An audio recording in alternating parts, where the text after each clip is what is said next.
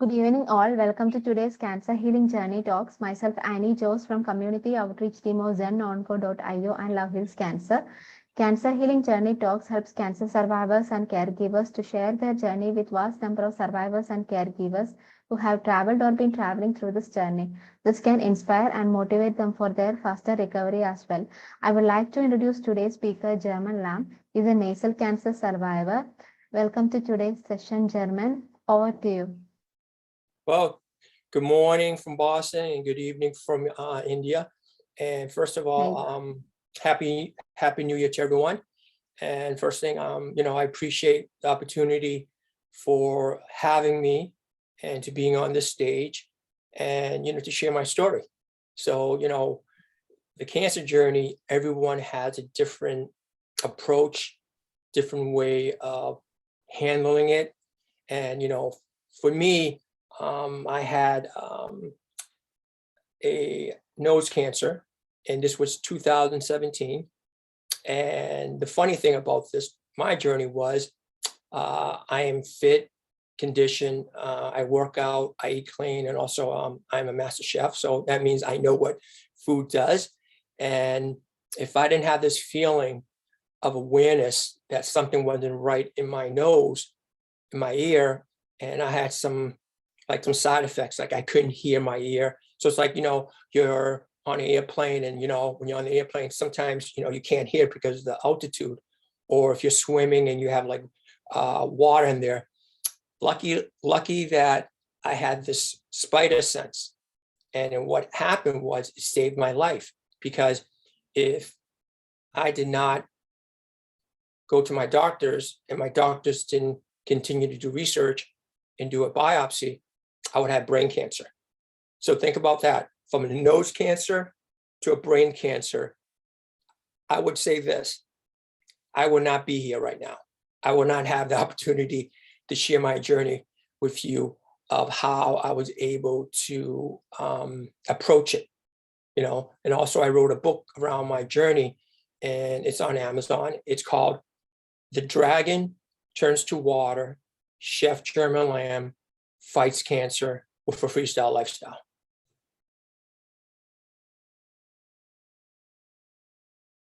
So it's been 4 years, and this year is going to be my 5th year, and everyone talks about 5 years, you're cancer free. And to me, I look at it at a different perspective, meaning cancer, it's a very dominant opponent. And it could come back any given day, any given time. And my doctor, on the first day, I call her the Dragon Lady, because she was the oncologist. And I say, you kill cancer. You cut the head, you cut the body, and you do everything to it. And she says, German, we could kill your cancer in your nose. But remember this, you could have 19 more tumors grown any part of the body. And that right there helped me decide what I need to do, how to attack it, what could I do to make sure I win this fight and win this war. I had proton, and I also had chemo. My chemo doctor said, German, we have one shot with this treatment. And if we miss it, you will die, or you will die with cancer. That's how it goes. So I had 2 amazing doctors, and also they were Asian. My chemo doctor was Korean. My oncology, she was Cantonese. So different approach, but it really gave me an understanding of what my opponent was. And as you could tell, right, I was born a year of the dragon. So that means I'm feisty, So this is where I use my sense, my martial arts to really batter this and really confront it, but also fighting through my journey. I couldn't eat for 6 weeks because of the radiation. My neck was burnt like a hamburger. It was like red, it looks like blood. And I had to use these patches, and it was very defeating, because there were moments during my journey that I felt defeated, and it really woke me up. And my doctor said, if you lose another pound, we would have to drill a hole in your stomach and put a feeding tube. And when she said that to me, I just said, you're not fucking touching my body. You're not putting a hole in my body. And at that moment, I didn't lose any pounds. So what I have learned is life and death, to me, the way I approach it is, it turned me into this dragon warrior that I had skills, but it really taught me that, do the things that you could control, and other things, you just have to be water. As you could tell my scenery in the back, I love Mother Nature. Mother Nature is very powerful, and it heals you. And to me, during my journey, I was eating sushi. I was eating raw oysters. I was eating food that I love from the sea. And this is something that most people, when they're going through their cancer treatment, they are not able to eat raw food because your immune system is weak. But what my doctor said was, every day when I went there, I had to take a blood test. And my blood test was the benchmark of telling me if my approach to nourishing myself during this treatment, whether it's going to work or whether it's going to fail. And unfortunately, I was able to do this throughout my journey. So I learned a lot. And oysters, it increases your white blood cells. So think about that. Your white blood cells is something that you need. I did not realize that. All I know is I love to eat. And and at that moment, seafood and sushi, because it was easy for me to digest, but it's easy for the stomach to capture the energy right away. Where something that's cooked, you got to chew it, you got to break it down. It's too much work for your stomach. But seafood, you put it in your mouth, it goes right into your stomach, and your stomach knows what to do with it. So, and who was your support system throughout the treatment? That's a great question. Mass General Hospital, they are the best in the world. I had a nutritionist, I had my wife, I had my kids, I had my community, I had my church. But this is what I learned. And, I have a great relationship with God, but I realized something. I need to do 99% of the work before he gives me that 1% of miracle of life. And to me, it's something that, I pray I have talked to him, but when it comes to cancer, your wife, my kids, my community, my church cannot fight for me. They could pray for me. They could bring me food. They could talk to me. They could hug me, but that's not going to give me the strength to fight through this year. So I learned right there, you're on a journey that is you, yourself, and I, because it's very hard to share this, because think about the word cancer. It really makes people uncomfortable because they don't know how to respond to you, So everyone talks about the same old thing: love, thoughts, and prayers. We wish you the best. And I realized something, that when my friends, if they get diagnosed with cancer, the first thing I say to them is, go to the gym, work out like Bruce Lee, run, swim, eat like you never ate before. Because at that moment, you need to be a warrior because of the treatment you have. What's going to do to you, it's going to destroy your body with poison and chemicals. And if your body is not strong, you cannot finish the treatment. I found out that 75% of patients, they were not conditioned, meaning they were overweight. So think about that. So that means those individuals will have a very hard journey in life. And to me, I was fit, and it helped me rebuild. So when you talk about support system, you have the words. But to me, I look around and I say, well, I have to fight, because if I don't fight, my family will lose a father. My wife will be a widow. So this is something that I learned from myself, because it's very sensitive to talk to someone when they go through the cancer treatment. And to me, I learned a lot about it. And this is reality right here. You know, it's not fun, you know? So to me, it's my approach. So in one way in life, I always say, you have to depend on yourself. If you can, then whatever crisis you have the confidence, you have self-esteem, and God's there with you. Because God knows you're doing the work every day. You're not just praying and that's it. It can't be that, you know? So that's where I was saying the body, you have to sculpture your body to be a warrior. You know, for a female, they are a phoenix warrior. They're stronger than the guy. They're much smarter than the guy. You know, your mind, you have to know what's right and what's wrong, because at that moment, if you don't, the cancer is going to kill you. But then your spirit comes to life. God is there with you. And the food part, that's your support. So I was able to cook because that's the love I have. I couldn't taste. So what I did was my two boys, they became my sous chefs. And at that moment, they prepared the meal. And I was so happy. It gave me joy. I was crying because here are my two kids. They were just thrown into the fire because their father lost all of his ability during the treatment. But I didn't give up, and I showed my kids, and I learned two different styles, how they approached it, very detailed, very patient, with love. And the food that they made, it was so beautiful.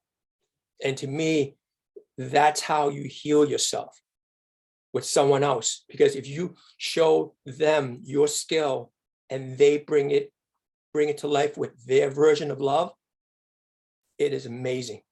So we all have different expression of what love is. Mine is through food, but mine is through teaching you.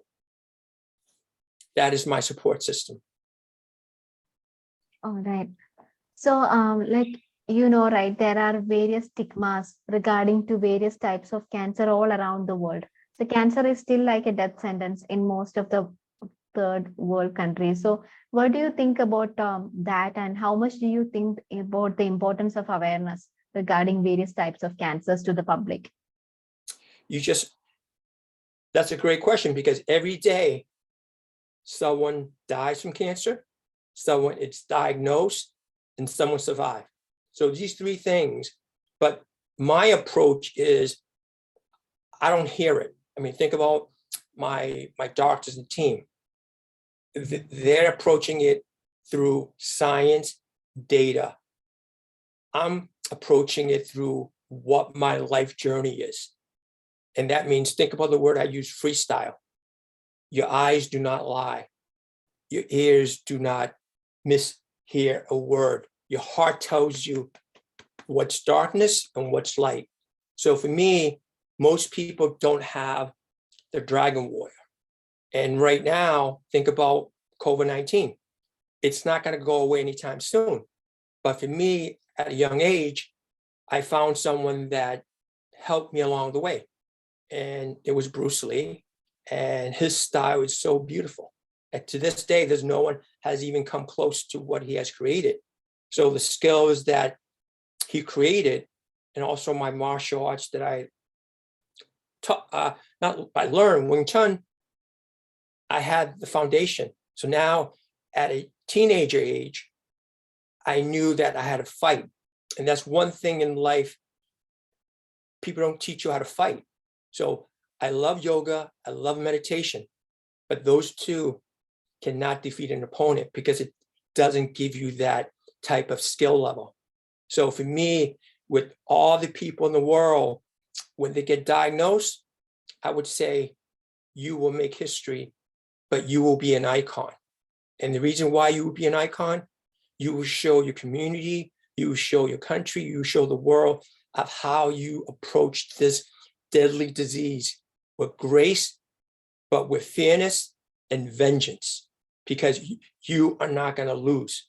So it's a different approach in a mindset that I am sharing, and also I am mentoring people with. So it's a different approach, because if you don't have the dragon warrior, and the minute you get diagnosed with cancer, every day when I went to my appointment, the first question that they asked me was, are you suicidal? And I was like, are you fucking crazy? My journey hasn't even started. You're asking me, am I going to commit suicide? I said, fuck no. I mean, you're really disrespecting me, that you're saying to myself that I don't have that grit. But here's the question. Most people don't have that grit. So that's why the health world asked that question, because they know that most people, they don't work out. They don't do martial arts. So before the war, they're not conditioned. So this is what I would say to you. It's like, don't wait for disease to invade your immune system to fight, because you might not have the time. And that's something, when you fight against cancer, time is your enemy. You can't control it. All you could do is manage it throughout the day. That's what I would say to all the people in the world. All right. So if you have to sum up your journey in one sentence, what would that be? Be fearless. Whatever life throws you, look it in the eye and say, you're not taking me, I'm taking you. That's what I would say. That's great, German. And one last question will be, what will be your message to survivors and caregivers out there? Well, you need to be the icon of showing them how you approach it. So this is how I approached it. You know, I approach it in a way that it's like a fight. And my opponent, I cannot see my opponent. So for you, spiritually, you have to think of yourself as this, anime cartoon character in one way. So I play the game and say, okay, I'm the superhero right now. So they have to come up with a story and a game to say, I am the author, and this is how I'm going to tell the story. And let your heart be free. And when you do that, great things happen. But when you close it and you become scared, you become tense. And here's this, become fluid in life, like the water. Wherever the water goes, enjoy the ride. Because you will find so many things that's going to teach you about what you need to do, but enjoy life. Because we can't control it, we can't predict it. All we could do is, the moment it comes into our world, how are you going to approach it? And I approached it in a way that I changed my whole life and my mentality and thinking, but I look at it and it's very beautiful. Because every day, you're the one that creates life. All right. Sorry, I forgot to ask you. Can you talk a little bit about glam foods as well? I'm sorry, Glam what was foods. it? Oh, So, well, okay. You could go to LinkedIn, and my name is German Lamb, and it tells you everything I do. So what I do is I created a service. So think about, you hear the word consultant. Instead, I'm a mentor. So I teach you the body, the mind, the spirit, food. And what that means is, for these 4 pillars to actually become A+, someone has to teach you that you have to sculpt your body. So no matter what size you are, what age you are, you could always sculpture your body. Then the mind, philosophy is beautiful, and you talk about religion. Religion is beautiful too, very simple. You need to do the work. The spirit, it has to be created within. The spirit does not come out if you do not commit to yourself. Then the food part, create a masterpiece, whatever that might be. whether it's celery, onions, carrots, rice, grains, protein, it doesn't matter. Or it could be plant-based, it could be vegan.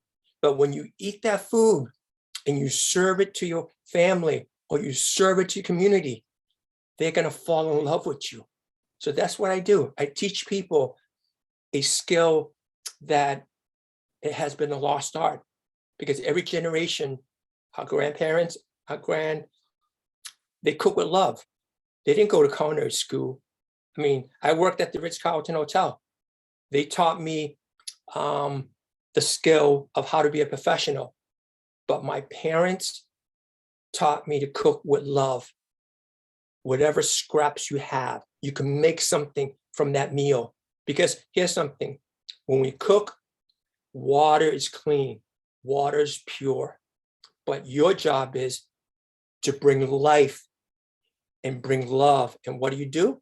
You have fresh, you have seasonal, you have dry herbs, and you have to learn how to be a chemist. You have to learn how to be an engineer, meaning what works, what doesn't work. So that's why I call freestyle. It's not a recipe where if you follow this, it's going to work. It doesn't work like that. It's something that is about habits. Clean habits take a lifetime to learn. So that's what clam food is. It's something very unique, and no one is doing this in the whole world, because it's very hard to take someone and suddenly they ask you to turn me into a superhero. It doesn't work like that, you know? You have to commit to yourself, and you have to understand, you know, when you look in the mirror, you created that animal. Now I'm going to teach you how to create that human with love.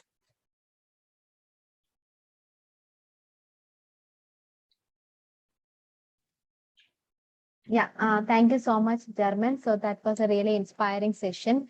And I'm pretty sure that a large number of survivors and caregivers out there would definitely benefit from the session. And it was really inspiring. And thank you so much once again. Well, you know what? Thank you for this opportunity, for, you know, giving me this chance to, you know, share my story. You know, this is my way of doing it. All right. No, thank you so much.